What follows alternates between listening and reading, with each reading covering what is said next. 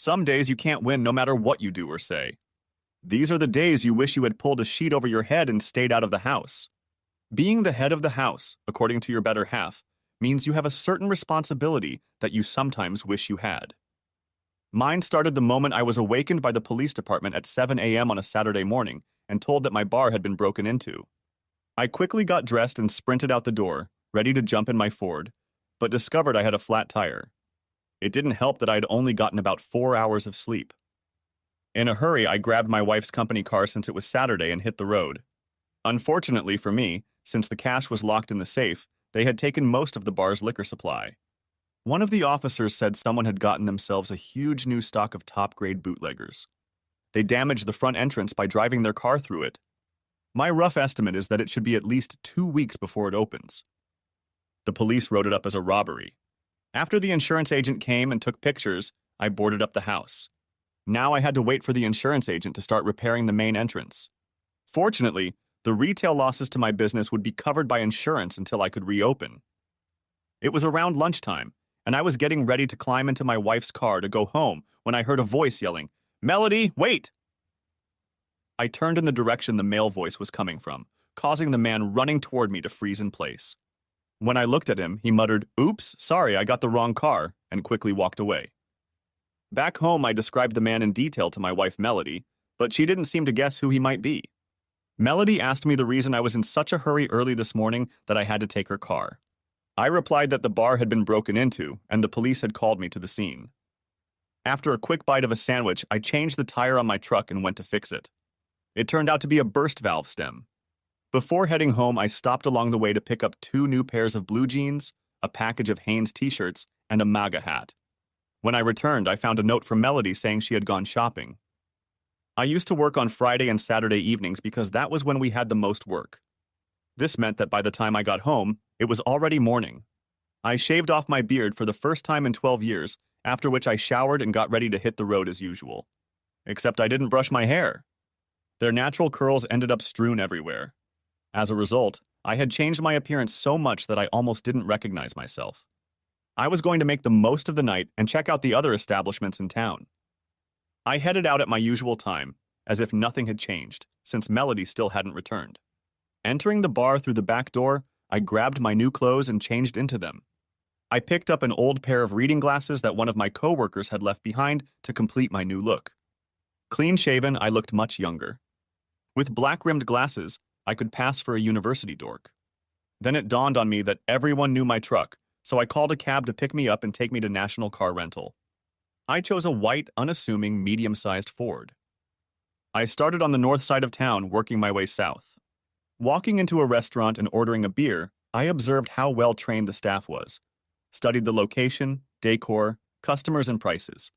I was learning a lot of little things that might come in handy in my own business when I reopened the establishment. After getting the information I needed, I quite often walked away, leaving behind a full mug of beer. It was at the 7th establishment, located along the Mississippi River in a poor part of town where university students hung out, that I discovered something that changed my whole world. I had just walked through the front doors of the New City Jack when I saw her. My wife Melody was on the dance floor with a man who was not me.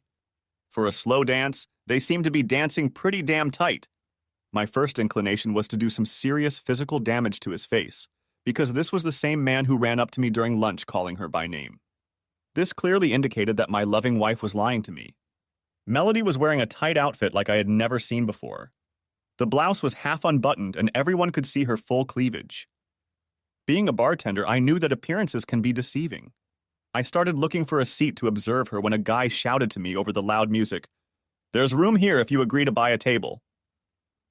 He was surprised that I took him up on his offer and asked the waitress to bring me a double gin and tonic. I found out it was a group of regulars. I said I was just passing through and stopped for the night. I asked if they were always this busy. On weekends, yes, because of the university students. As the evening progressed, I casually inquired who the lady was, dressed in matching white, almost see-through pants and a low-cut blouse. I was asked why I was interested in this.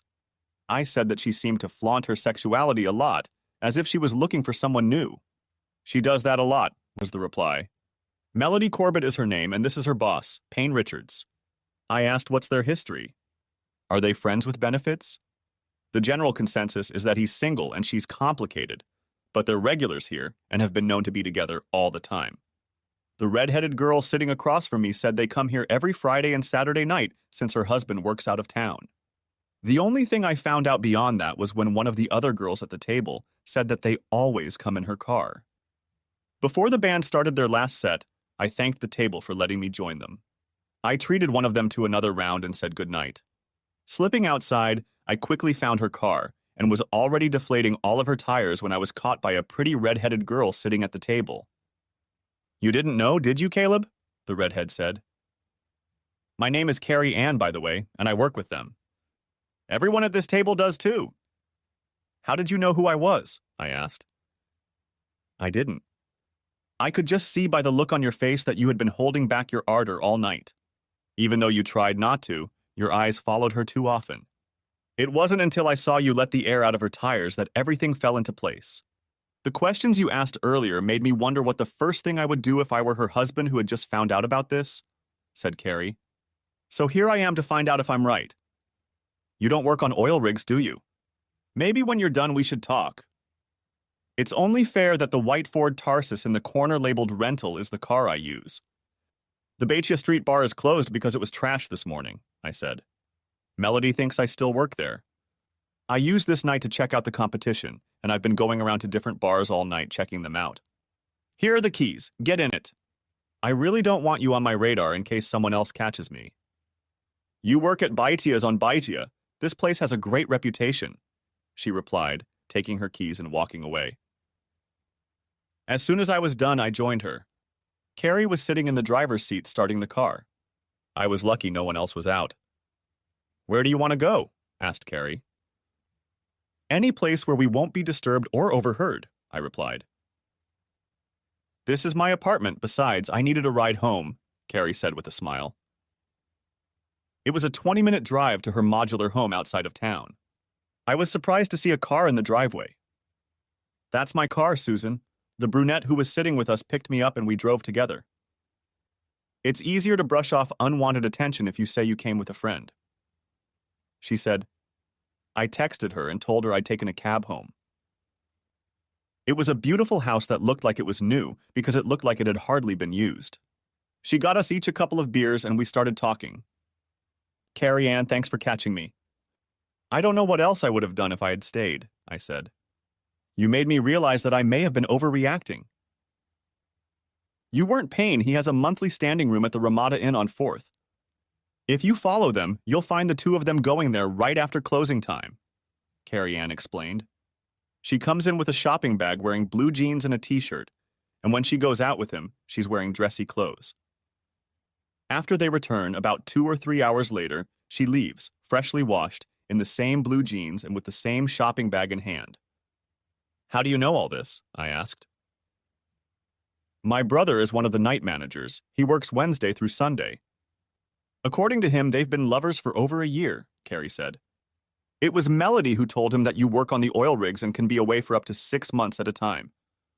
As a result, he has the impression that you are a married couple who have an open relationship." She must have seen the shock on my face because she said, "Oh shit, you have no idea about anything at all." "No, I didn't." "The first problem is how I'm going to get proof," I said. "The second is that her parents are backing my bar. I still owe them about $20,000. Let me talk to my brother and see what can be done on his end. They might have a videotape of her going in and out of the room. She could also get her own key card for his room," suggested Carrie. "I'll see him at our parents' house next Friday afternoon because it's my parents' anniversary." We exchanged contact information before I left. I wanted to see what happened when they discovered she had a flat tire. It would help me decide if what Carrie had told me was true. I got back to the bar just before closing time, glad that there was plenty of light in the parking lot before the bar shut it down. It was a few minutes before Melody and Payne walked out of the building, holding hands and furtively kissing as they walked to her car. I noticed that he pulled his keys out of his pocket to unlock the passenger door for her. That's when they noticed the flat tire. As they approached the trunk, he noticed a second one. Melody ran around the other side of the car, discovering that all the tires were flat. I wasn't close enough to hear what they were saying, but I saw enough to know that they were acting like a married couple would in this situation. It said a lot about how long their relationship had lasted. It wasn't just a flash in the pants. He pulled out his cell phone and made a call. 20 minutes later, a tow truck with an air generator showed up and inflated the tires. I watched them as he drove them back to the Ramada Inn on 4th. Just as Carrie explained that when I was supposed to get home, Melody came out with still damp hair, dressed in blue jeans, carrying a large shopping bag from Macy's. It's hard for a man to realize that a woman who swore in her marriage vows to love only him has willingly and eagerly become another man's whore. I know I just learned this firsthand. I headed back to return the car. They called me a cab so I could pick up my truck. It was already 5 in the morning when I got back to my driveway. I fell asleep on the couch in the downstairs family room, dressed the same way I had been when I left for work. The next day, she didn't even realize her secret was out. Mel and I met when I was talked into helping a buddy out by being sent on a last-minute double date. Mel's family was visiting cousins, and he couldn't go on the date without her coming with him. As soon as I saw her with her shoulder-length black hair that seemed to draw you in with her blue eyes, I was interested. You could tell she had Betty Davis eyes because when she looked at you, it seemed like she was looking right into your soul. I was soon blown away. Even without makeup, because her father, a strict man, wouldn't allow it, she won me over. I ended up going to see her every weekend for 2 hours until I graduated against my old man's wishes. I guess you could say my persistence wore him down. She went to college and I didn't. I worked and took business courses online. In her sophomore year, she got an engagement ring. The next summer, the bar went up for sale. Her father and I stopped by for a couple of visits after his Craftsman made of wood were delivered. I mentioned that whoever bought it would have to gut it. It was too dark and old. He said exactly what was needed, and I spent an hour explaining to him what was needed and why. He ended up lending me money from his retirement fund at 6% interest and even helped me gut the house. I detailed the new design. We built it together, saving major labor costs. In 10 years of owning the house, I had reduced the loan amount from $200,000 to just under $20,000. It was now worth twice that. For a man like him, keeping his word was very important. At that point, Melody's parents insisted that we start a family. I was more than ready, but she wasn't.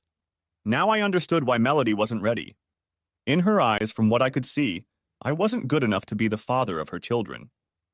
I went to the bank on Monday, applied for a commercial loan, and got an overdraft. The bank agreed to this if I paid off my father-in-law. By Wednesday, everything was ready. When I handed Melody's father the last payment, he handed it back to me signed, "If you recall, you gave me the rights to the design of the bar you created, but not the name."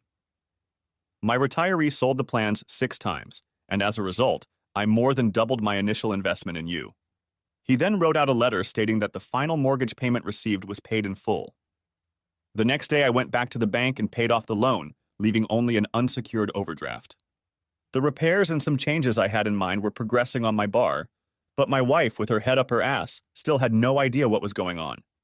It was becoming obvious to me that she was oblivious to what was right in front of her, including me, as her thoughts were preoccupied with other things. Friday night, I arrived at my wife and her lover's favorite place, disguised as I had been the week before. Using Ami du Chambertin, a cheese from France, I plugged the exhaust pipe in her squad car, shoving it so it couldn't be seen unless you looked directly into it. Its pungent odor was worse than a huge hog yard. It grew worse as it fermented due to the heat. Before going into their favorite bar, I found his company car parked outside the hotel, and after pouring a 2-pound bag of sugar into the gas tank, I removed the valves from the stems. Soon I was sitting with their coworkers again and watching them continue to flaunt their sexual relationship. They were so engrossed in each other that they paid no attention to anything or anyone around them. At times, they got so heated that just watching them made people hot. Carrie Ann tried to stay close to me. She even refused all requests to dance. At times, when she saw me tense up, Carrie would take my hand, urging me to stay calm. I slipped the bartender a $100 bill with my email address written on it to get his attention, and, wearing my disguise, walked past the bar to the men's room. As I was returning to my seat, he asked me to explain. I told him that the best video clip sent to this email account of Melody and Payne by the end of the month would earn him and the announced winner $500 cash each. The only rule is that if they can't find out about it, otherwise the contest is canceled. He asked why I wanted to do this. I pulled out my wallet and said it's for your eyes only. He looked at my ID. Smiling broadly, he nodded his head. "This is going to be fun," he said. I'm married and I'd love to help you burn that cheating bitch. He invited me to come closer so I could whisper. I know how to get some Spanish fly, he said. I think next weekend Saturday we'll have a special unlicensed after-hours party. I replied, that would be perfect since the bar will reopen next Thursday. Spanx was a clear liquid prescription drug that made people extremely horny. Depending on the dose, its effects lasted from 12 to 24 hours. If it was used on oneself, it was a very stormy night. Doctors often prescribed it to couples who were having trouble getting pregnant. I was at home pretending to be asleep when at 3 in the morning, Melody crept in quietly, like a mouse. I could hear her talking to someone on the phone for a long time. Finally, she crawled into the room next to me. That Saturday morning, I got up earlier than she did. Since she didn't have a lock on her cell phone, I went through her phone records.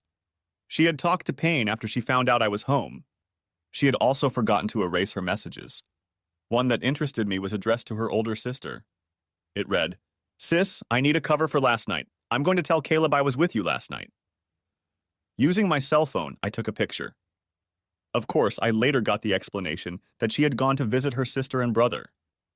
The following Tuesday, Carrie Ann Lasher texted me, Can we meet? I replied, At the truck stop by the highway. I'll be there in half an hour. She replied that she would see me there. Carrie Ann was waiting for me when I arrived. I don't think I've ever seen a nicer smile in my life. I was starting to grow a mustache and a goatee. She took a picture of me on her cell phone so she would have my image for her contact information. Carrie remarked that she liked the way I looked on it. Unfortunately, Melody still hadn't noticed the change in my appearance. Hi, Red, I said, sitting down. You look really happy. I'm Caleb, she replied. You will be too when you study the information my brother gave me this morning. The only problem is that he wants you to cover his printing and copying costs. The owners were charging him 20 cents a sheet if he printed anything for personal use. The waitress came over, and I ordered a big breakfast for the day. 3 eggs, 3 slices of toast with sausage and bacon. Carrie ordered a cheese omelet. We both ordered orange juice and coffee. The information revealed that Melody had had her own keycard to his room for over 6 months. He copied it every time it was used. Throughout that time, he had been using the card regularly 4 times a week, Monday, Wednesday, Friday, and Saturday at 7 in the evening. I showed Carrie the image I had received of my wife's message to her sister. And what are you going to do about it? Asked Carrie. Are you going to get a divorce? There's a special party next Saturday for Melody and Payne. I hope they send me a bunch of videotapes because it's going to be wild. Once I have them, I'll take all the information I have and show it to her father to explain why she doesn't want my kids. At the same time, she will be served with a divorce petition in their hotel room. I've made sure that this will be videotaped as well. When you put the package together, email it to me, please, Carrie asked. Why? I asked. Payne's corporate car is out of commission and is a complete write-off, Carrie said. There is such a foul odor coming from Carrie's car that they may be forced to do the same to it. I'd like to suggest to our corporation that an angry husband may be to blame. When do you want it shipped? I asked, trying to hide my glee. How does it sound that she's being serviced at the same time? Carrie giggled. And may I use your name? I lost it. Released with a rumble of laughter. Damn, you can be a real asshole. Carrie laughed. Damn, I just realized you did. Are you going to tell me how and when? I did it perfectly, I said with a wink. I'm a gentleman and I'll never tell. We ordered medication through our doctor. I called a friend after getting a picture of her birth control pills and ordered a year's supply of sugar pills that mimicked the ones she was taking. He, because he was a pharmacist, was able to duplicate everything, including the labeling. On Wednesday, I had them on hand. Before she got home from work, I had already switched them. Now all I had to do was buy time. Bad luck helped me the other night when an idiot ran a red light on the way to work and hit me so hard in the side that he drove into cars standing at the light. My truck was totaled. They had to cut me out with the jaws of life. An ambulance took me to the hospital to be checked out. My wife Melody and her parents met me. After 6 hours of examination, I was finally released. The doctors told me to hold out for at least 2 days before returning to normal activities. No driving for a week, he said, to give your broken bones time to heal. After that, a month of light duty. That meant Melody stayed home, looking after me after work. By Saturday, she was starting to worry. I smiled, knowing she had been off the pill for 3 days. I said I was done resting. I abruptly asked if she could drive me to the bar and pick me up when I called her after closing time. She readily agreed. While I was showering and getting dressed, I heard her talking on her cell phone, making arrangements for a night out. She dropped me off. I told my staff that I wasn't working, but just wanted to spend the night to see if the changes I had implemented were working. The cook I hired was great. Our sales before the concert doubled, and for a Saturday, that says a lot. The place was sold out. From the moment we opened, we started attracting lunch customers because of the daily specials we were promoting. Its food complemented the bar's theme. Every night, the restaurant closed at 8 o'clock. After that, you could always get pickled eggs or sausages. He was an elderly gentleman who wanted to get home early in the evening. His problem was that he had retired too early, and staying home with his wife was driving him crazy. When he first suggested it to me, I brushed it off until I checked out other bars. He ordered the food, set the prices, and told me that in addition to his salary, I would have to pay him 10% of the gross profit. We worked together to set things up. We set up what he called his cramped little kitchen the way he wanted it. Everything he cooked was made from scratch. Shepherd's pie and Irish stew were automatically popular, but he had his own twist that put it an order of magnitude above the others I tried. This forced our large bar stock in my office to go downhill. We had to hire new kitchen staff that he hand-selected. So far, the reviews have been top-notch. It was about 8:30 in the evening when I saw her walk in with her friend Susan. Carrie Ann Lazar looked amazing. As soon as she saw me, a big smile appeared on her face.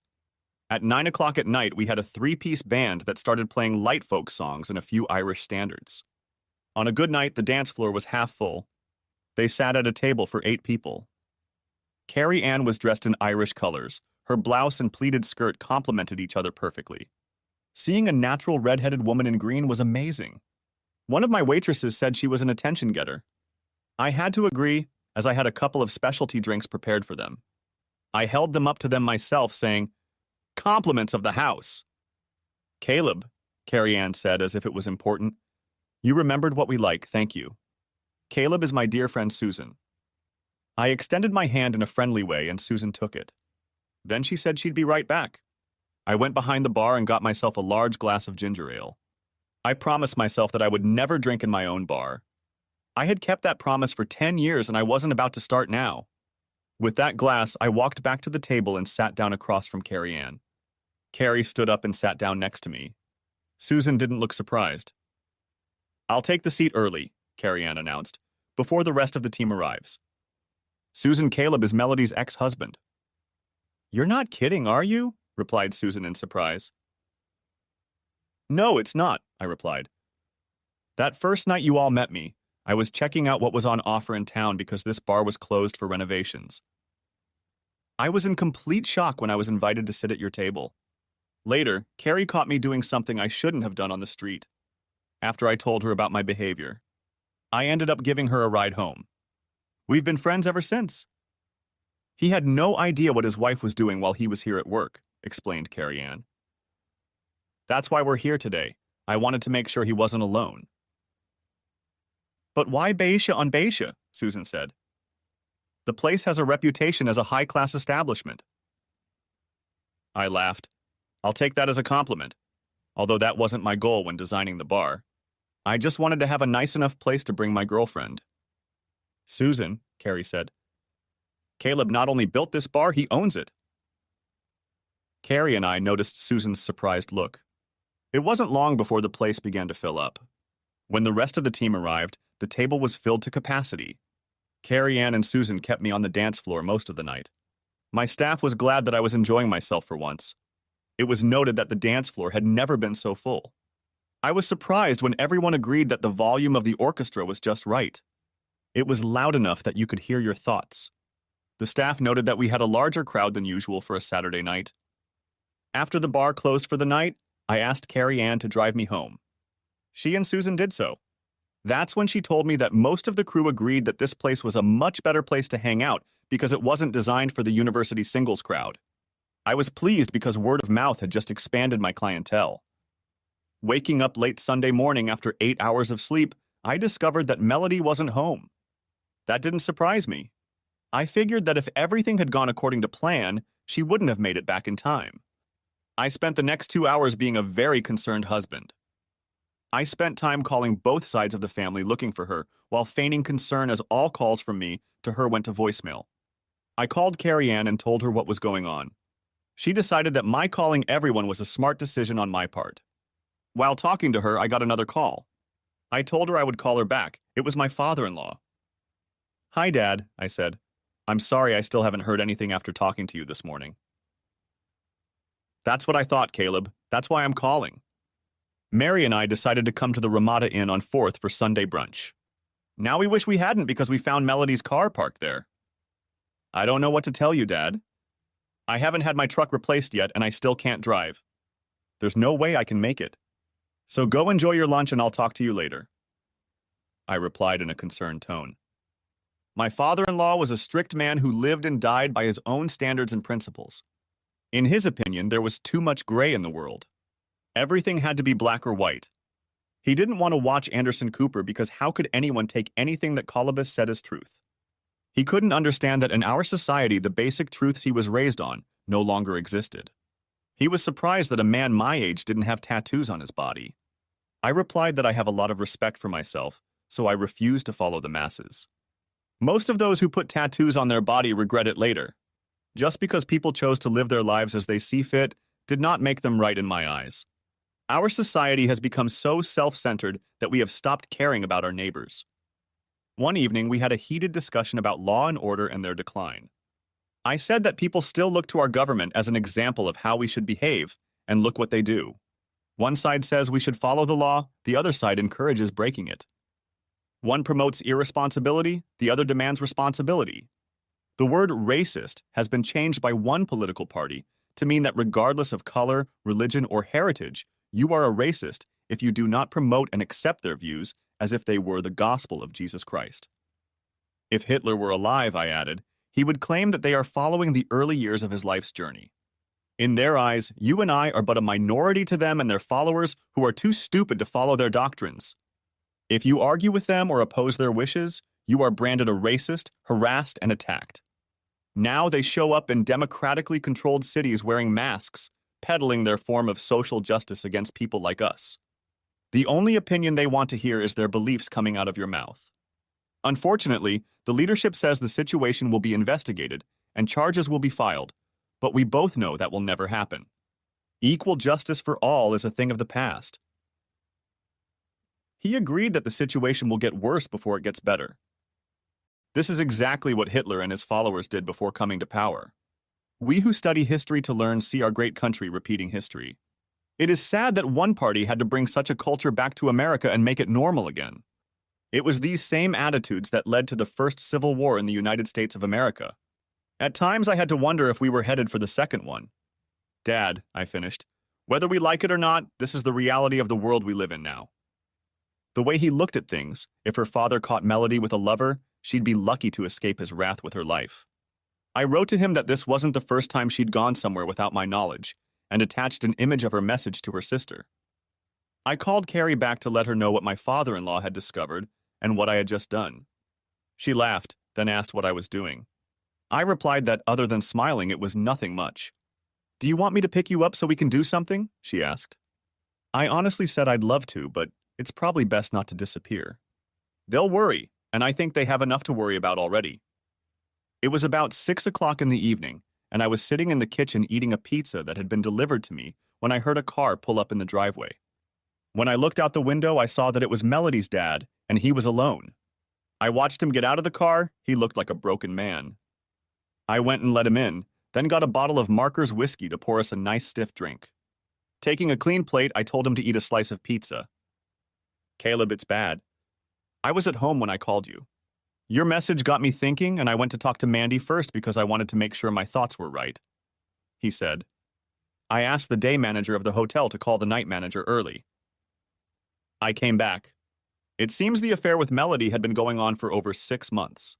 Mandy, her older sister, happened to find out about it herself and promised to keep it a secret because Melody explained that she wanted to experience the life of a wild single child before settling down and raising children. I pretended to be shocked, but partly I was because I didn't expect Mandy to be honest about it. I was about to leave when Melody came out of the elevator, holding his hand. He had a huge smile, like he was proud of his latest conquest. I passed out. The night manager and the day manager had to pull me away from him, he said. I came here because I think this will be the last place the cops will look for me. Dad, the first thing I'm going to do is call Mom to let her know you're okay, I said. Then I'm going to call the manager of the Ramada Inn to see if Melody's lover is going to press charges. My mother-in-law was devastated, but was grateful that her husband had come to see me. Melody called her to apologize. Her mother said, for what? For getting caught? For creating a situation that could land your father in jail? For having an affair? Or for what we found out? Your apology means nothing. What about Caleb? About your marriage? You're just hoping we can help you get out of the mess you made for yourself. Then she hung up. I told her if I heard anything else, I'd tell her thanks. I called Jason Lasher and introduced myself. I told him I still owed him $5. He laughed. Did my sister tell you that? I answered yes more than once. She never forgets anything, he said. So if you want, pay me to do it in front of her. I asked why. It will save us both a lot of heartache. She, like our mother, clings to everything like a dog to a bone. She needs to see that before she lets go. I laughed and said I could put up with it as long as I knew. Then he told me I think she has a crush on you. If you are not interested, let her go. I replied that I'm still married. Until I'm done with that, I'm not making any decisions about my life. I promise you, Jason, that I will be careful not to take her where I'm not ready to go myself. I then told him that my father-in-law was with me and I needed to know if the police had been called. He informed me that they hadn't, and that Melody had convinced Payne not to press charges, even though he wanted to at first. I said thank you, Jason. I told Dad the good news before I gave it to Mom. I could see the relief on his face. Caleb, what are you going to do about this mess? He asked anxiously. I pulled out my cell phone and prepared a message for Melody. I showed it to her father. It said, Dad just told me everything. Congratulations, you should feel proud. In just one day, you threw away parental guidance, ruined our marriage, and tore my soul apart. Don't be sad. Be happy. You got what you wanted. Don't come home. The Melody I knew doesn't live here anymore. If you send him to his father, my marriage will end right now. If not, it will die slowly for another 6 months. I said it quite sincerely. Once you break trust, you can never get it back. Let's give this dead marriage a quick, honorable death, he said, hitting the send button. Mary always said that Melody married her father. This just proves she was right. After we were done with pizza and drinks, we went to Lumberland and bought a set of 3-door deadbolt locks. As soon as we installed them, the whole family drove up to us. Mandy's mom, her husband Jack, and the adorable kittens. They ended up leaving around 10 o'clock. I texted Carrie Ann, "Are you awake?" She responded very quickly with a call. "Are you okay?" "I have to ask because Jason called and told me what happened," asked Carrie. Payne has 2 black eyes and a broken nose. Your father-in-law really jumped him, but he only managed 3 punches before Jason helped him stop. I laughed but replied, "He used to do amateur boxing when he was young." "I'd like to see that," said I. "He came here after everything happened. He didn't know where to go. I found out from your brother that there were no charges and I informed the family. They had all gathered here to discuss the mess and had already left." "What about Melody?" asked Carrie. I explained that my father-in-law had asked the same question. I explained that I had written Melody in a message. I asked him to read the message, to which he replied, "Let's give this noble the death penalty," and pressed send.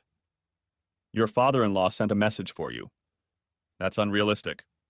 Couldn't you have forgiven her and given her a second chance? Stated Carrie. No, in his eyes, she's broken trust. And there's no getting it back. He still sees everything as black or white. She made her bed and let her live in it. Damn the consequences. In this situation, I agree with him, stated I. He even helped me change the locks on the doors. Any word on what happened last night? Asked Carrie Ann. No, I haven't checked yet, been too busy. I laughed. I guess it doesn't matter anymore, though I'll keep my word. Give him until Monday night, Carrie replied. From what I've heard, it might surprise you. Why? I asked. Rumor has it that the bartender at New City Jack used to be in videos. You know the kind of videos. Carrie chuckled. If that's true, it wouldn't surprise me in the least that he didn't take advantage of the situation. Are you serious? I asked. Yes, it is. Carrie replied, What I want to know is when do I have an official first date, Caleb? How about the day Melody is served? I said with a smile. I'll even arrange for her to be served in the office. The deal was that you would send me red roses in advance that day. I want to be able to rub her nose in it because she's violating my notions of fidelity, Carrie said. It's going to be very interesting at work tomorrow. I hung up the phone and thought about what I knew about Carrie Ann. She was about 24, unmarried, and very good looking. About 5 feet 8 inches tall. While she couldn't be called overly slender, she wasn't thin. My grandfather, looking at her hips, would have said she was a good breeding animal. To him, that meant she would do a great job of making a life. She worked in the same regional office of the dental company as Melody and her lover, but she wasn't part of the management team. As far as I had learned, she was very selective about who she allowed into her life. She obviously had a close relationship with her family and inner circle to which she invited me. She liked to dance and drink, so she was sociable, just like me. Carrie had a great personality but was cautious. Because of this, I had more questions than answers. For example, she seemed more educated than the position she was working in. It gave the impression that something else was going on. Going to bed, I hummed, Hey, Carrie Ann, what's the game? Can anyone play? Knowing what I would be facing on Monday, I arranged for my assistant to take over the bar until I got my personal life sorted out. Mandy came over with Jack's truck to help me pack her sister's personal belongings. She stopped by the packing supplies store so we could do it right. We started with the master bedroom. While I laid out and taped up the boxes, she started going through the dresser drawers. Caleb, I can't believe what my sisters are doing. Mandy replied, I never approved of it and didn't say anything because I thought she would wise up. When my dad told me about your message, I broke down and told him the truth. I've only known about it for a month. He took it as a personal failure. In his opinion, it's his fault because he didn't raise her right. I think my mom feels the same way. Mandy, my emotions haven't gone away yet. The night Melody texted you, I found out about it. It happened by accident. I went to the bar to check out the competition. That's the only reason I took the picture. I was starting to build a case to confront her, I explained. I didn't expect it to turn out this way, and I'm really sorry. Damn, didn't you tell her that the bar had been broken into and that it was closed? She asked. Yes, it was, but in hindsight, I'd say she heard but didn't listen, I stated. I should have realized that this was her way of telling me that our marriage was dead. Melody was always protected by our father, as was I, Mandy says. I had to become a parent myself to appreciate the sacrifices he made. I try to instill that quality in my children. Melody, even when she was little, never recognized right and wrong. It has always been and will always be that way with her. I can't say I wish I'd seen it sooner. I think about your mom and dad too much, I said. Not many people can say their father-in-law is one of their best friends. When Mandy got to her sister's intimate parts, she asked for sewing scissors, which I quickly found. Before packing Melody's underwear, she cut out the crotch. The bras she cut between the cups. She must have been sending her sister a message. All the ruined items were thrown into a box. I was glad she did that because I couldn't. It took us about 4 hours to finish about half of the work. I asked her if she would let me take her out to lunch before we got back to work. She agreed and took me to a new Chinese restaurant called Yumi's, which was just a smorgasbord of food that she really wanted to try. I'll be honest, I was very impressed with its quality and food selection for the price. We got there just as the lunch crowd was dispersing and caught Payne on his way out. With 2 black eyes, a broken nose, and swollen lips, he looked rough. My father-in-law had done him well. My God, said Mandy in surprise. My father did that to him. It'll take 2 months for it to heal. An eyewitness told me that your father only hit him 3 times before they jumped up and stopped him, I said. From the looks of Payne, my dad still has a hell of a punch. Mandy looked at me in surprise. If they hadn't stopped him, would Payne be in the hospital? I don't know, I said, getting out of the car. As we approached the entrance to the restaurant, Payne came out from around the corner and said, "Mandy, please unblock Melody. She really needs to talk to you." "Payne, have you met my brother-in-law, Caleb?" she replied. I stepped forward. Payne's face turned dead white because he realized that I was the one driving Melody's car. He raised his fist as if preparing for a fight. "If that's the way you want it, Payne, that's fine. Mandy will confirm that he started the fight," I said. As soon as she said she would do it, I lifted my foot and kicked him hard in the balls. When he fell over in pain, I punched him twice with my fists. I punched him as fast and hard as I could, several times as hard as I could. When he completely collapsed, I kicked him as hard as I could and hit him in the balls again. To finish it off, I hit him hard on his right arm. I didn't realize it, but it gave me the release I needed. I opened the door for Mandy and we headed inside. We were escorted to our seats. I ordered an unsweetened tea and she ordered a Coke. "Before we go get food, I want to ask, did my daddy teach you those moves?" asked Mandy. I replied, "Not if you think it's part of my job to be a bouncer when necessary. That's why I asked you to witness that he started it. I didn't want a fair fight, I wanted to end it quickly." No sooner had Mandy and I filled our plates than my phone rang. It was Melody. She finally wanted to talk, but I didn't. Just pressed the red phone on the screen to disconnect the call. "I think her boyfriend already called her," I said. "Too bad he's not going to give her anything anytime soon." Mandy lost her composure and began to laugh uncontrollably. Everyone looked at her. I said out loud that I would never joke with her in public again. "God, that was funny." "I almost peed my pants," said Mandy. "I'm glad you didn't." I replied, "How would you have explained it to Jack?" I would have been tempted to yell flash flood. "Stop it," she said, starting to laugh again. After eating, we went back to work and kept at it until we were done. I packed up all those feminine things a woman adds to a house to make it her own. At 5 o'clock, we were unloading Jack's huge cargo van at the storage center at the place we had rented for him. I had to pay the security deposit and the first month's rent, but the owner agreed to keep the keys until she came to get them. I texted her to let her know what her sister and I had done.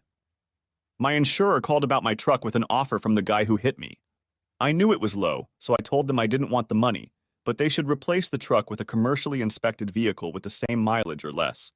I did this because the insurance company will automatically find the cheapest option. That way it will cost them thousands to return the truck better than new. When we got back to my place, Carrie and Susan were already waiting for us. I introduced them to Mandy as her sister Melody's co-workers. I invited them all in. Mandy called Jack to let him know what was going on so he wouldn't worry. Now we were all sitting around drinking beer. "We just came by to see how you were doing," Carrie said, "and to see if you'd like to join us for dinner." "Several people had a bad day at work," Susan said. "Payne was actually in serious condition this morning and went to the hospital this afternoon. He never came back from lunch.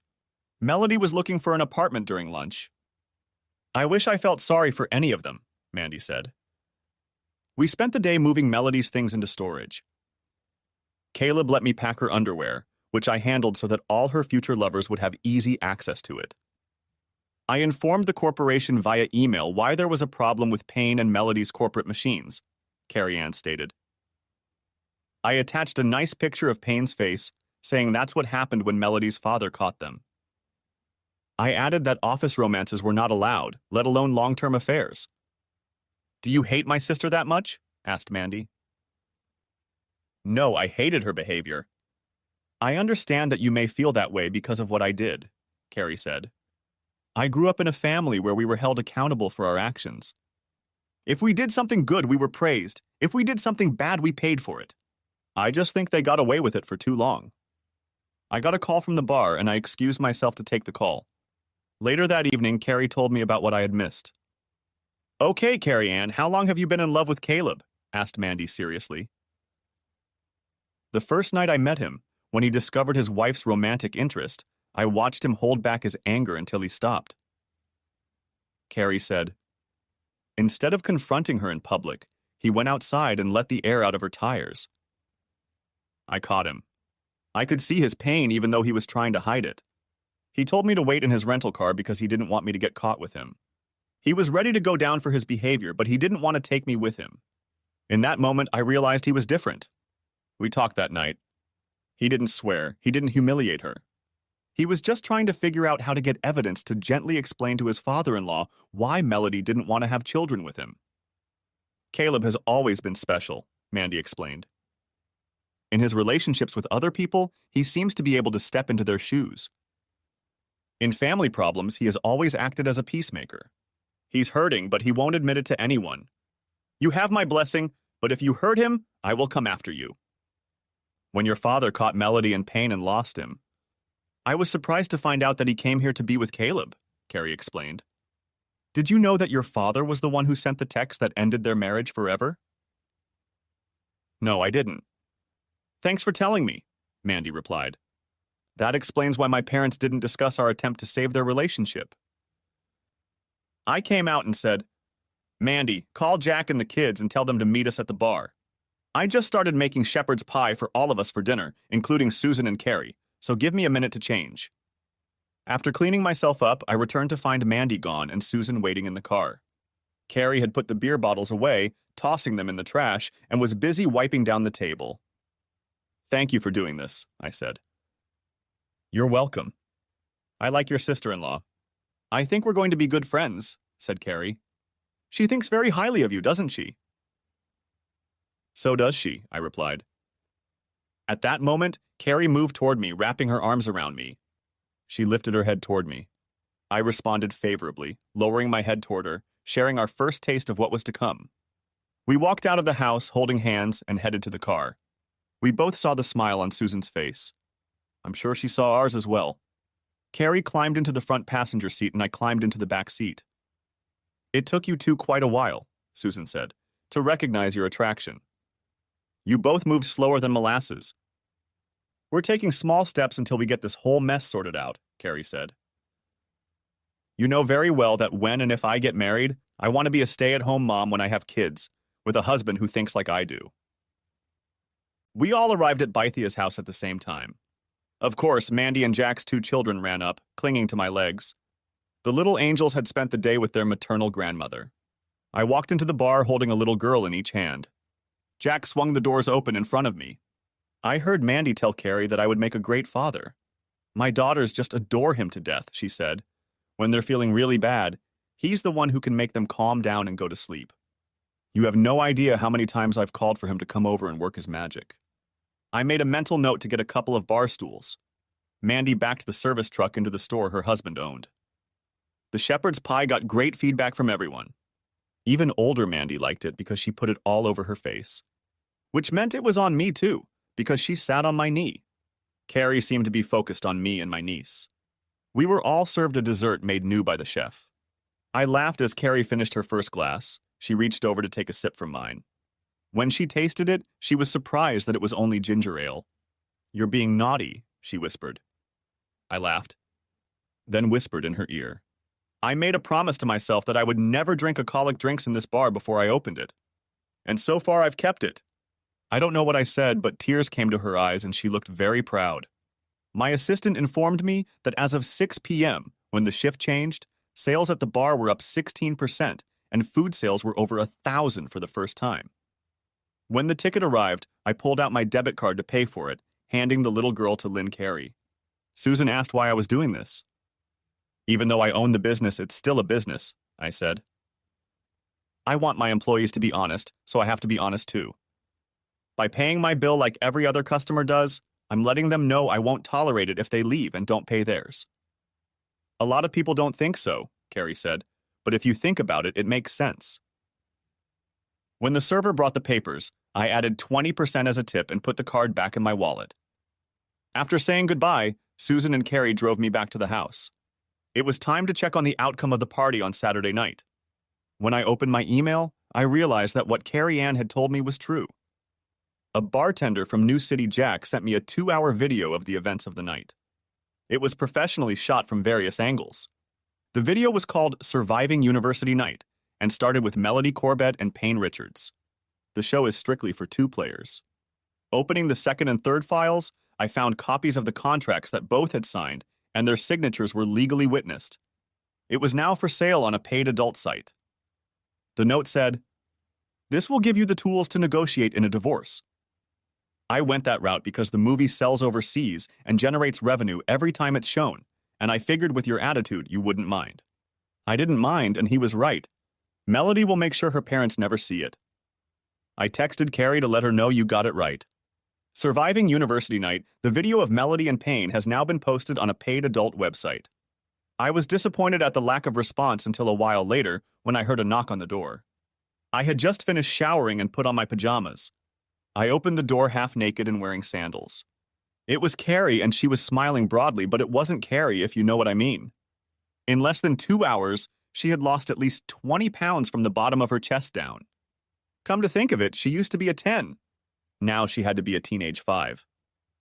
Wow, was all I could say as I was in complete shock. Who are you, and what have you done to my Carrie Ann? You like it, Carrie replied. I've gotten rid of my body shapes for good. There are a few things I need to explain, and your message allows me to do that. We have been investigating Richard's Dental Supply Corporation for over 2 years, said Carrie Ann. I work for the FDA as one of their investigators. They put me inside undercover, so I had to make sure I didn't look like the woman Payne was after. Why? What? Said I in utter confusion. All the materials they sell for false teeth and dentures are imported from China. We noticed that they were underpricing in the market, and we had to find out why. To do that, we needed to get inside to do a forensic audit, Carrie Ann explained. It took us so long because they used 3 different companies to hide the sources of the materials. Their search took the longest. Richards has been selling contaminated materials to unknown consumers for over a decade while making obscene profits. Most people who have bought plates made from his materials have lead in their mouths at all times. Payne has a long history of stalking married women. I'm afraid Melody is his next victim. One day she'll wake up and realize he never loved her. She was just a whore he could use for his pleasure. Then I came into your life, I said, and distracted you. So Susan's an agent too? Yes, that's her. I met her in my first year of university. We were both majoring in accounting, Carrie said. Before we go any further, I need you to get the video and any other information to my agent friend at the FBI. The bartender at New City Jack's was doing the same thing Melody and Payne did with the others. He is hoping that your information will help him make the connection that will bring this whole gang down. We sent it together. I poured her a glass of white wine and got a cold beer for myself. We were just talking when her cell phone rang. She said it was my mom. I asked if she wanted privacy, and she said no. I was surprised by her answer as I put it on speakerphone. Hi, Mom, I see you finally got my message, Carrie said, smiling. Did you seriously write that you were leaving the FDA? Her mom asked. Yes, Susan and I will be done here at the end of the week, but we'll work until we're fully settled, Carrie explained. We'll have to come back to testify, but we'll stay in town and start our own firm. Susan is moving in with me to cut costs until we get established. For 6 years, we've been pushing for you to settle down and stay in one place. Why now? Asked Karis's mom. Why did you decide to settle near home? Okay, Mom, Carrie laughed. You won't stop until I tell you. I met a man who interested me enough to make me wonder if he could be the one. Is this the same Caleb you're talking about? Asked Karis's mother. Mom, that's enough. Goodbye, said Carrie and hung up the phone. Don't feel bad. Once the last child leaves home, all mothers start wanting grandchildren to fill the void that has been created in their lives, I said. I have an appointment with a divorce lawyer tomorrow. Susan and I are quitting Richards tomorrow. The Food and Drug Administration is coming on Wednesday with warrants and seizure orders. They want us both gone before that happens. That way they can claim they got the information legally, even though they already know where to look. Carrie finally left around 1 o'clock in the morning. On Tuesday, I got the insurance company to pay for the rental car, and then I went to the lawyers to start the process of filing for divorce. I was the first one at her place that day. She asked what proof I had, and I told her the whole story. She asked me to call my father-in-law, who agreed to come and testify. I let her listen to the entire conversation. In addition to the printouts from the Ramada Inn, that would be an added plus. If she agrees to what I'm proposing for settlement, request that she and her attorney meet with us so we can show her what is on that stick. It depicts what was created last Saturday night with their consent, I said. I even passed on the email that this was done. What makes you so sure she won't fight you after seeing this? My feminist liar asked. Take the stick home and watch a 2-hour movie alone. I keep the business, she gets the house. No support or anything, I said. And if she refuses? She asked. Then all family members on both sides will each get a copy of what I just handed you from an unknown email address, I said, getting up to leave. Caleb, she said, can you always be so dirty and stiff and cold? Only when a person's behavior leaves me no choice, I replied. Come to think of it, she was the one who made me realize that the last 12 years of my life had been mostly wasted. This moment struck my attorney as if she had just been stabbed with a sharp knife. Carrie and Susan actually went to their employer's office to quit. Melody, as office manager, was shocked. They were leaving at the end of the day. Filling their vacancies would be a challenge. Payne was on the spot, but he was in a lot of pain. No one would say what happened, but his right hand was in a cast from wrist to first knuckles. Payne spent most of the day in his office dealing with phone calls from corporate headquarters. He knew that the only reason he was still working was because he was family. He was given a small reprieve when he agreed to pay the cost of 2 company cars out of his own personal pocket. It was made clear to him that he had to either marry the girl or fire her. He agreed to the latter when her divorce was finalized. After quitting my lawyers, I went to a real estate broker I knew. I wanted to find out what office buildings were for sale in the area. One of them, he thought, could be a gold mine if the new owner could find a respectable anchor. It was only 5 blocks to downtown from the Baicha store on Bedia. It was now owned by the bank I was dealing with. He said he thought the bank was getting tired of wearing it. With a little facelift, interior painting, and landscaping, the 3-story building could be cleaned up quickly and attract attention. After looking him over, I agreed. We went back to his office and wrote up a proposal with a low price contingent on getting financing and inspection approval. I asked him if I could show the potential client a space that I thought would be perfect for him. He gave me the keys and told me to bring it in tomorrow. Around 2 in the afternoon, I texted Carrie, "Could you and Susan swing by the bar? I need to show you both something." She quickly replied, "Sure." I called my father-in-law and asked if he had an hour or 2 to spare. He asked me why. I explained that I was afraid I had to sell the bar to settle the divorce case and needed to start getting ready for a fresh start. I had an office building I was considering, and I wanted his opinion. He agreed, and I picked him up. We walked through the building, checking out the electrical. He pointed out a few things that the building inspector wouldn't notice, but could be used as bargaining chips. He asked what they were asking for. I told him and then disclosed what I was offering. "Smart move," he said. "You can always go up, but you can't go down. Personally, I think you should go for it. You need a couple new anchors. Do you have someone in mind?" I said, "Just 2 ladies who are starting their own accounting firm, which is now working with Melody and me, since I may be forced to sell Basia." He smiled and said, "If you get it, I'll help you remodel the space so it's open to both of you. It's bigger than your current place. Plenty of room for parking. Mandy tells me you're friends with them. She thinks they're good people." "Thanks, Dad," I said. "Do you really think Melody will claim your business in the divorce?" my father-in-law asked. "The Melody I used to know probably won't, but the one I'm divorcing probably will," I replied. "She'll blame me for everything that happens in her life to justify her actions." Dad looked at me in shock. "But that's not true. That's not what you and I know." I replied, "Name one situation, other than a legal contract, where the truth would matter in making a decision." "I can't, and neither can you. In divorce courts, it all depends on what you can get the judge to believe. If Melody and I had children, I'd be a dead man in the eyes of any judge." "But it's wrong," he said. "Dad, we agree with you, but we're in the minority. We still believe in right and wrong. These days, most outside the family only care about themselves. The times when society was beneficial as a whole are forever gone," I replied. "The proof of that is to look at how many people are homeless in the promised land of California. What is real for most people is what the media puts in front of them on that particular day, and it lasts about as long." I was back at the bar in my office when my realtor friend called to let me know that they had accepted the offer, but would not finance it even though I was a good client. I started looking for financing through LendingTree.com. I sent them my tax returns for the last 5 years to demonstrate that I was serious. Susan, Carrie, and I walked through the empty first floor of the building I wanted to buy. It had last been used as a call center. I told them about the plans for the new bar and restaurant I had in mind, and then asked how much office space they would need.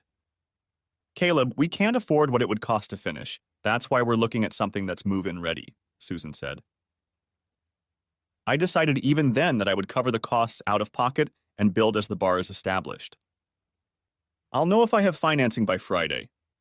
I'll get the building for much cheaper than its appraised value.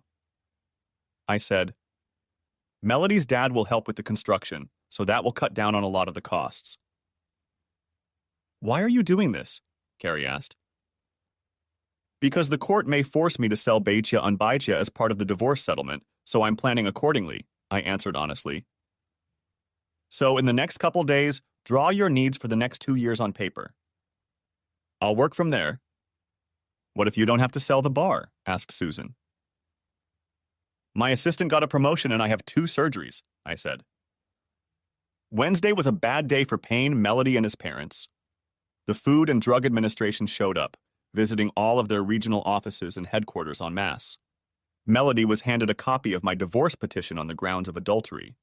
On Friday, Melody and Payne flew out to Richard's headquarters. The deal was finalized on Friday, and I was able to squeeze out another $250,000 for remodeling. We started the interior remodeling. On the first floor, we tore down and stripped everything down to concrete walls and bare bones. Thanks to the concrete floors and steel framing, it didn't take long. During this time, our draftsman drew up detailed interior plans for the entire building. He redesigned the main entrance to include an elevator shaft for 3 floors. Contractors came in to run new plumbing for my section and Carrie and Susan's office, making 2 main entrances, one from the street and one from the main lobby. I had to cut and remove concrete so that a new elevator shaft could be installed and poured. At the same time, I built an interior concrete wall to provide permanent separation. Carrie and Susan would fly to Washington every Sunday night and return Friday night. They would stay until I finished work. I would pick them up and take them to the airport. Both helped out as much as they could. My soon-to-be ex's lawyer and my lawyer went nowhere. Every week her demands changed, and finally I said enough was enough and set up a meeting between the 4 of us. I was ready and angry enough to go for blood. After the elevator shaft was finished, I sandblasted the building.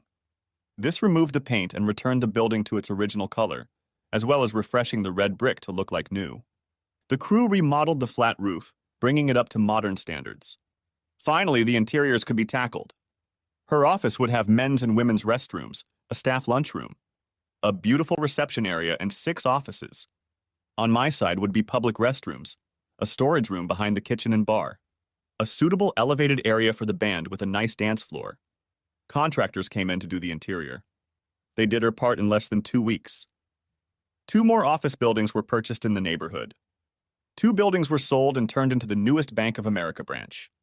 The local paper said that redevelopment was coming to a neighborhood that was more than ready for it. My meeting with my ex and her lawyer was scheduled for Friday. The kitchen equipment was delivered and set up on the white tile floor. The oak bar counter was built and dark pine laminate flooring was installed. All the electrics were ready and working on both sides. The tables and chairs and booths for the restaurant have been ordered and will be delivered on Monday. We did it all in less than 2 full months. My real estate agent found me a long-term tenant. The legal team occupied the entire 2nd and 3rd floors. It turned out that they covered the mortgage, taxes, and all the associated costs. I showed up for a meeting with my attorney and found that Melody was starting to show herself. She wanted me to step up and take on the responsibility of being a father. I listened to her claims and laughed when she claimed she was still on the pill when it happened. I told her we would do a DNA test to prove or disprove your claim. I then asked my attorney to show her what was on the stick I gave her. Melody's face turned white.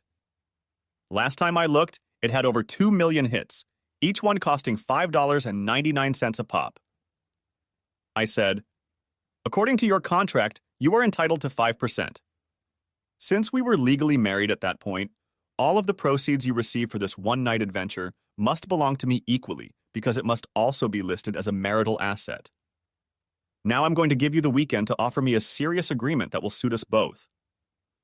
I said, otherwise everything I have on this disc will be made public on Tuesday. The silence in the room was murderous. Melody, We both know who the father of your child is, and his name is Payne, I said, getting up to walk out the door. You made your choice, accept the consequences, and live with them. 10 minutes passed before my divorce lawyer called. Caleb, she's offering you $350,000. You get to keep your business and your house. You must agree to never divulge or discuss what you know and give up all your rights to the movie. Draw up a settlement agreement, but stipulate that before I sign it, you must keep the funds for me, I replied. How soon will the divorce be finalized? I'll set a court date right now, but it will be legal 30 days after the judge signs off. I was dressed to the hilt and waiting for Carrie and Susan as they disembarked from the small regional jet. My hands were busy because I was holding 2 sets of roses. Red ones for Carrie, yellow ones for Susan. As she walked through the gate, Carrie saw me and broke out into a huge smile. As soon as they approached me, I handed them each a check. Both of them had to kiss my check. We got their luggage and I pulled them towards the new sedan I finally bought, having gotten a cash settlement I could live with. Before we take you home, I want to stop by and show you your finished offices. I think you should know that the rest of the building is rented by a group of lawyers, I said. Carrie and I have reached a financial agreement on the property left over from my marriage, which will be approved by the court next week. How much did you lose? Asked Carrie. Is it as bad as we feared? Oh yeah, too bad, I laughed. We had a meeting with our lawyers and I got her video and a printout of how much she earned. I said that since one side was forcing us to agree to count all property as marital property, her earnings from the one-night stand video should be counted too. Since it was taken while we were married, 50% of the income owed to her should belong to me as well. Carrie cried with relief. Now we can officially date.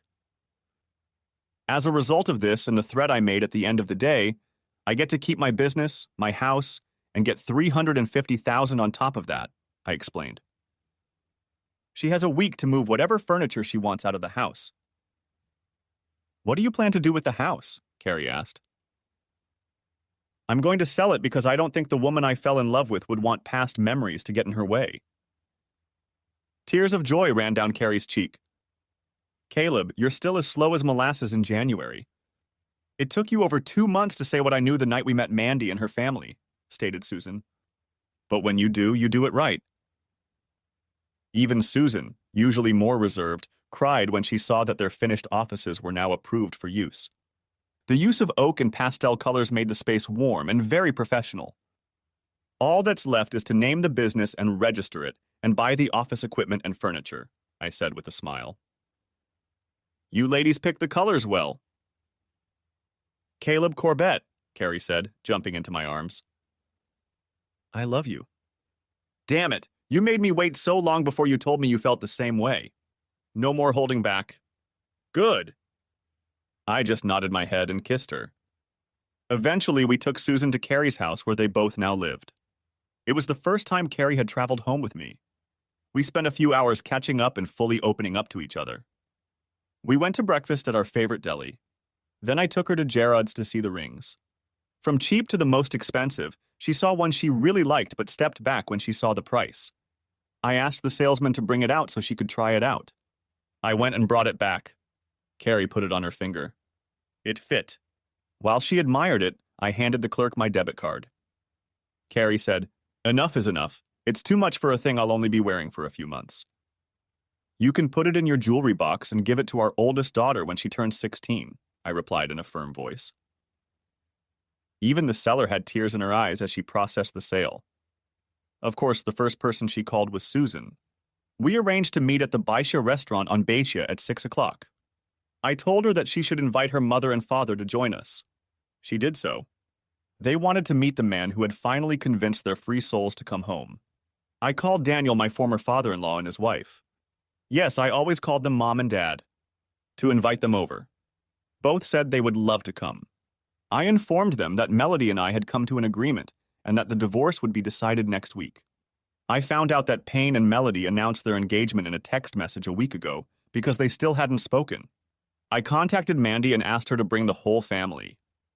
I called my chef and asked if he could cook something special and explained why. He said he would make a traditional Irish thick lamb stew with fresh cedar cookies, and he would add his own twist to each dish. He asked the bartender to serve Irish coffee with plenty of fresh cream for everyone but me. Unexpectedly, he ordered a private table at the back of the restaurant so we could have some privacy. Daniel and Mary, my in-laws, showed up first. This allowed me to introduce Carrie to them first. The biggest surprise was for Carrie and me. Her parents, Bob and Roseanne Lasher, were well-known relatives. Daniel seemed to keep them in the loop on all the details when they were at work. When Jack and Mandy showed up, the little ones immediately rushed to me. At their ages of 4 and 3, they hugged me tightly. I leaned over and took them both in my arms. Carrie held out her arms and the younger ones went to her. Over a huge dinner, we informed everyone that Carrie had gotten her ring. Everyone was shocked at its size. When Carrie explained how it happened and my response, her mother tried not to cry but couldn't. Even the relatives gave us their approval. They were confused when Carrie told them it was okay if I called you Mom and Dad. Cale made it clear that you would always be Mom and Dad to him. As usual, the food was exceptional. When the ticket was brought to me, Carrie's father snatched it and said that this ticket was on me. I wanted to say something, but I felt a foot kick me in the shin and I didn't. After everyone left except her parents, we told them our whole story down to the smallest detail. I want to ask you, Cale, if you don't mind, we've all had Irish coffee more than once except you. Don't you drink any? Asked Bob.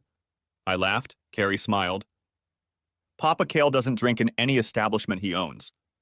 Never has and never will. That's a promise he made before he even built this establishment, explained Carrie. It's his way of keeping himself in check and setting an example for his employees. So this is a bit of a high-class establishment of yours, isn't it? He said with a laugh and a smirk, then added, I think it's the only establishment I think is good enough for my daughter, my friend. We brought them in so they could see the layout and design of her new office, and it gave us a chance to talk while the woman took the royal tour. He was impressed with the quality of the work, the overall design, and the colors. As a father, I could tell he was very proud. Daniel sees you as the son he never had. Says you are a man who stands up for his principles better than ever, said Karis's father. Off the record, Daniel is the father I never had. I grew up in a poor home without a father. He left before they were even married. My mother couldn't have a relationship with another man, so she raised me and my sister alone, I said. It was through Melody that I met him. He was as tough and hard as I was, street smart and libidinous, but he never backed down. Daniel always stood his ground when necessary. I learned a lot from him, like the fact that a real man is strong.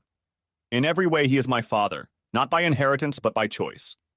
The moral principles and standards I carry within me came about because of him. I can honestly and proudly say that I became who I am because of him. We stood like that until the ladies returned, and then Carrie's father spoke. Carrie, the only thing your mother and I can say based on what we have been told and what we have learned. We approve of your choice and would be honored to consider him our son, he said. So welcome to Caleb's family. He held out his hand and I shook it. Carrie told me later that she was in complete shock because her father had never approved of anyone else before. We spent the night together. It was sad to see her go back. Both Susan and Carrie wanted to leave the FDA on good terms. I put the house on the market on Monday. Wednesday, I signed the divorce agreement and received the money she held in trust. On Friday, I sat in court and watched the judge rule on my divorce. Melody never bothered to show up. I picked up my assistant from Bythia's on Bythia and took him to the new bar. He loved the layout and the kitchen. The city council had given us all the permits we needed. It was a sports bar taken to the extreme. All that was left was to give it a name. Charlie, you've been with me from the beginning. Would you agree to leave Basia and run this place as general manager? I asked. Yes, of course I will, he replied gleefully. $75,000 a year. I said, with a 10% bonus each year based on net income. Charlie was overwhelmed. He'd just gotten the biggest pay raise of his life. If he plays it right, he saw how much I believed in him. What are we going to call him? He asked. Charlie's Bar and Grill. 3 years after the divorce, the accounting firm of Corbett and Sullivan was a huge success. Charlie's Bar and Grill has become a local treasure. Melody and Payne head to divorce court, where she catches him with her best friend. Her family still wants nothing to do with them. I had just experienced the worst day of my life. I didn't realize my wife Carrie had so many names for me. Every time she experienced another severe labor pain, I would get a new name. The twins were born within 20 minutes of each other. First a girl was born, then a boy. Both had Carrie's fiery red hair. Both relatives were in Carrie's room when we announced their names. Daniel Robert and Rosemary Ann. Thanks for watching, I hope you enjoyed it, so subscribe to my channel and watch the next video.